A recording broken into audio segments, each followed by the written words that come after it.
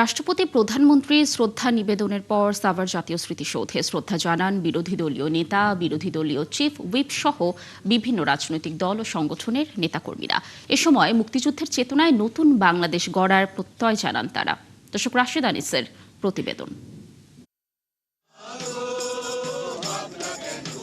ভোরের আলো ফোটার সাথে সাথেই সাভারে জাতীয় স্মৃতিসৌধে আসেন বিভিন্ন রাজনৈতিক দল ও সংগঠনের নেতাকর্মীরা।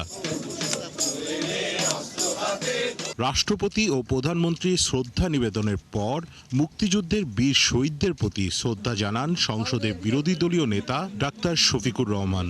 এই সময় তার সাথে জোটের শরিক এনসিপির আহ্বায়ক ও বিরোধী দলীয় চিফ হুইপ নাহিদ ইসলাম সহ অন্য নেতারাও উপস্থিত ছিলেন। স্টে সেফের ডাবল লেয়ার প্রোটেকশনই পিরিয়ডের হেভি ফ্লোর দিনগুলোতে আমাকে রাখে নিরাপদে। Stay safe. শ্রদ্ধা নিবেদন শেষে জামাত আমির বলেন, বৈষম্যহীন বাংলাদেশ গড়তেই কাজ করবে তার দল। একটা অহিংস, দুর্নীতিমুক্ত, বৈষম্যহীন, মানবিক বাংলাদেশ আমরা সবাই মিলে যেন গঠন করতে পারি।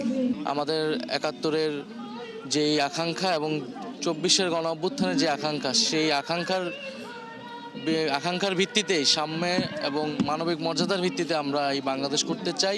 জামাতের পর স্মৃতিসৌধে শ্রদ্ধা নিবেদন করেন জাতীয় নাগরিক পার্টি এনসিপি নেতাকর্মীরা। এই সময় সংস্কার বাস্তবায়ন সহ নানা দাবি জানান তারা।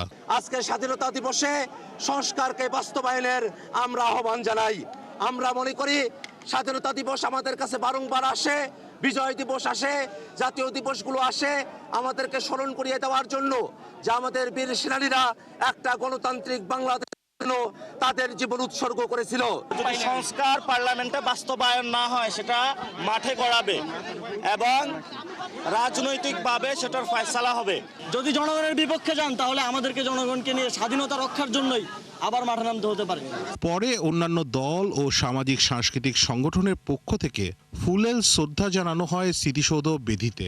1971 সালের এই দিনে বাঙালি জাতির যে স্বাধীনতা সংগ্রাম শুরু হয়েছিল তার ফলশ্রুতিতে আমরা পেয়েছি স্বাধীন সার্বভৌম বাংলাদেশ। লাখো শহীদের আত্মত্যাগের বিনিময়ে অর্জিত এই স্বাধীনতা। তাই এই স্বাধীনতা রক্ষার দায়িত্ব রাজনৈতিক ব্যক্তিদের পাশাপাশি দেশের প্রতিটি মানুষের।